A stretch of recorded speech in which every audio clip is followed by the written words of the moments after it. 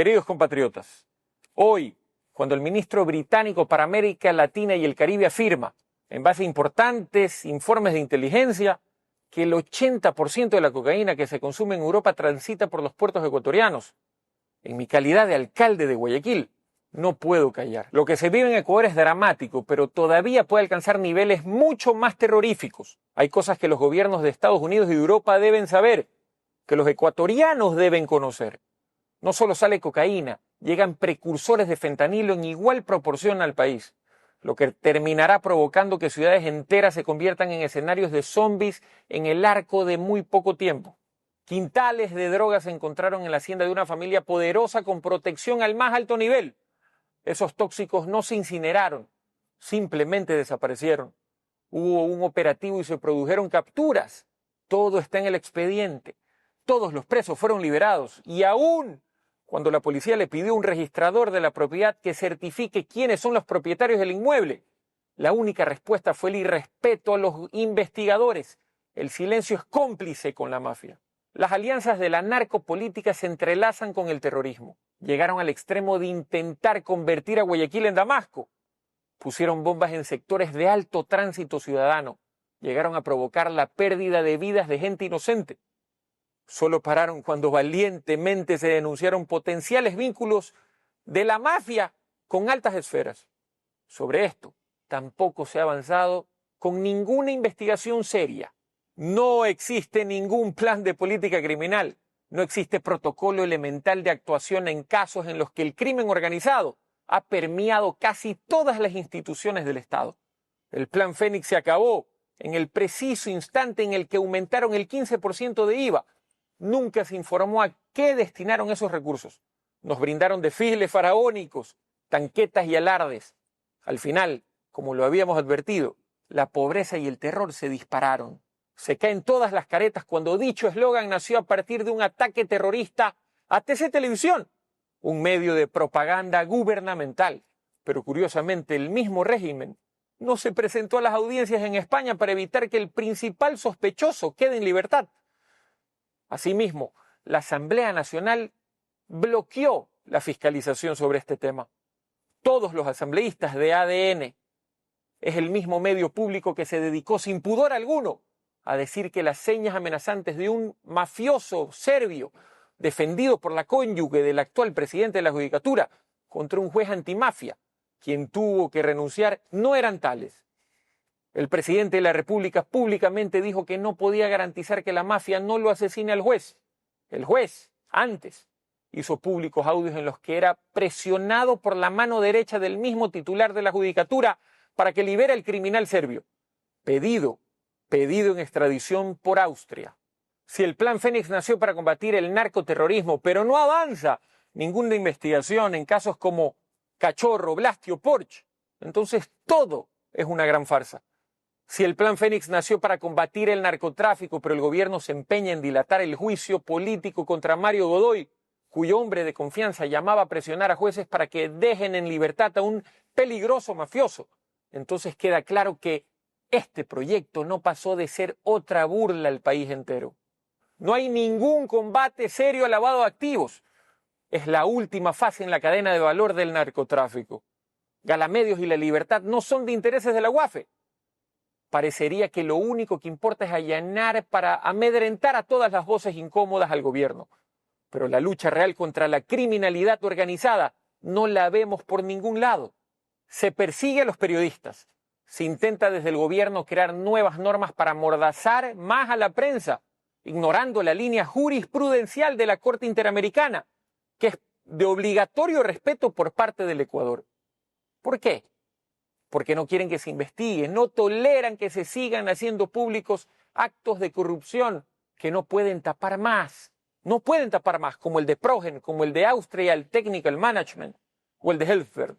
Duele saber que tenemos ciudades en las que la tasa de criminalidad supera los 335 asesinatos por cada 100.000 habitantes. Duele saber que nos han convertido en una sociedad medieval. La salud de la ciudadanía no le interesa al gobierno. Fruto de su irresponsabilidad y nula gestión del conflicto social, se desató el contagio de tuberculosis en una cárcel y hoy Guayaquil corre el riesgo de que esta enfermedad se propague. Ya hay un caos en el hospital de infectología donde ni siquiera existen tanques de oxígeno para los casos que se multiplican. Y también hay alertas de contagios de lepra. Hemos llegado al extremo de tener filtraciones alarmantes de aguas servidas en el área de endoscopía del Hospital Abel Gilbert Pontón, una zona crítica que no puede estar contaminada de ningún modo. Nuestros médicos, enfermeros, personal sanitario no tienen insumos básicos ni para suturar una herida leve. Hay déficit en personal, no se invierten en medicinas, no permiten importar insulina, no invierten en equipos, menos en infraestructura y sin embargo, el relato estatal nos quiere hacer creer que los responsables son los pocos trabajadores que tenemos, que laboran en un clima de guerra, con sueldos de hambre y en condiciones deplorables. Con relación a policías y militares, los reportes de bajas entre sus filas son reiterados. Se los envía a territorios controlados por el crimen organizado, sin siquiera tener chalecos adecuados para precautelar sus vidas. Todo es un chiste para el poder, todo es dolor para los más débiles. Desde su primera campaña, el presidente Noboa prometió acabar con la crisis energética en el país. No construyó hasta hoy 1 centímetro de línea eléctrica. No hay inversión en el parque termoeléctrico nacional. Lo que sí tenemos son saqueos monumentales de fondos públicos sin ningún funcionario preso por actos que constituyen robarle al país entero. ¿Quiénes pagan las consecuencias de esto? Ustedes, sus hijos. Con excusas, con propaganda, con gritos. Nadie revive a sus muertos. En el 2025, más allá de las promesas vacías y cínicas, nos convertimos en el ejemplo a no seguir por el resto de sociedades. Las violencias desbordadas, más de 10.000 asesinatos, se triplicaron los abusos sexuales y el consumo de estupefacientes y drogas de diseño en nuestros jóvenes. Se disparó a niveles que van de la mano con un Estado que abandonó totalmente su rol de gestión del conflicto social. En medio de todo esto, le digo al mundo que Guayaquil se niega a arrodillarse ante los barcos bananeros del narco. Guayaquil se niega a desaparecer. Por eso, nuestro plan de política criminal nos dice bien clarito que en todos los puntos donde construimos una estación de acción segura, los niveles de criminalidad molecular, los delitos de oportunidad descendieron más del 70%, que hemos inaugurado por primera vez un proyecto digno para personas que merecen una vida. Abrimos por primera vez la unidad de víctimas especiales y, entre otras cosas, se logró que la Corte Constitucional anule un fallo que beneficiaba a los violadores en manada de una joven. Defendemos diariamente y de modo gratuito e integral a decenas de seres humanos afectados por violencias inenarrables. Invertimos en la recuperación del espacio público, en escuelas deportivas, en programas para personas con discapacidad. Y eso me ha convertido en el principal objetivo de un gobierno fracasado, que incita al miedo y al egoísmo. Quiero decirle al país y a los pueblos hermanos que hoy ven cómo sus niños y jóvenes se intoxican y destruyen sus vidas con droga que sale desde barcos bananeros ecuatorianos, que tenemos un poder judicial corroído hasta el fondo por el virus de la mafia, que ese mismo poder judicial cayó, por supuesto, en la gravísima denuncia por el caso Petronovoa. No es cierto que los denunciantes no se presentaron a reconocer sus firmas, lo hicieron, pero luego recibieron amenazas, presiones criminales y la Fiscalía, pese a la contundencia de los indicios recabados, miró para otro lado. Como alcalde de Guayaquil, con una gestión menor a 3 años, me siento contento porque jamás les he fallado, porque he sido siempre leal a mi palabra, porque no paramos de trabajar por la gente que realmente sufre las consecuencias de un gobierno sin otra brújula que no sea el odio, la mentira y la ambición a desmedidas. Este fin de semana volveré a estar en Quito en una audiencia por un caso circense, en el que lo único que hace el gobierno del señor Noboa es atacarme con tristes y penosos alaridos, con cientos de personajes anónimos pagados con fondos públicos, en un linchamiento mediático burdo promovido desde el mismísimo Estado por un supuesto delito que en una sociedad mínimamente justa debería tener a su hermano en el banquillo de los acusados y de ninguna manera a alguien a quien él, en sus delirios, ve como una amenaza a su desastroso régimen. Yo soy culpable de creer en lo que creo. Sostengo que el país necesita un plan de política sanitaria, un plan de política ambiental.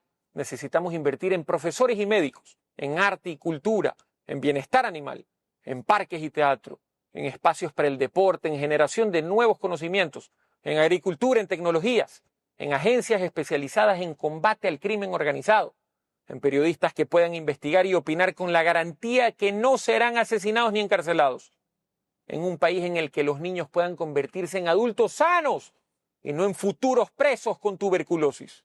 Iré a una audiencia porque para el gobierno de Daniel Noboa soy culpable de ser una amenaza para su reino del terror, para su patética gestión. El país necesita urgentemente unidad. Es el momento de que la ciudadanía reflexione sobre si perseguirme por hacer obras que el gobierno no hace va a cambiar la inseguridad y los secuestros, el desempleo o la crisis hospitalaria. Yo no puedo rendirme, soy hijo de una ciudad que nunca le tuvo miedo a piratas ni a degenerados de baja ralea. Lejos de callarme, a mi retorno a Guayaquil, visitaré las principales embajadas para exponerles con documentos la verdad sobre el narcotráfico y los puertos, sobre el crimen organizado y el poder judicial, sobre la mafia y el poder político en el Ecuador.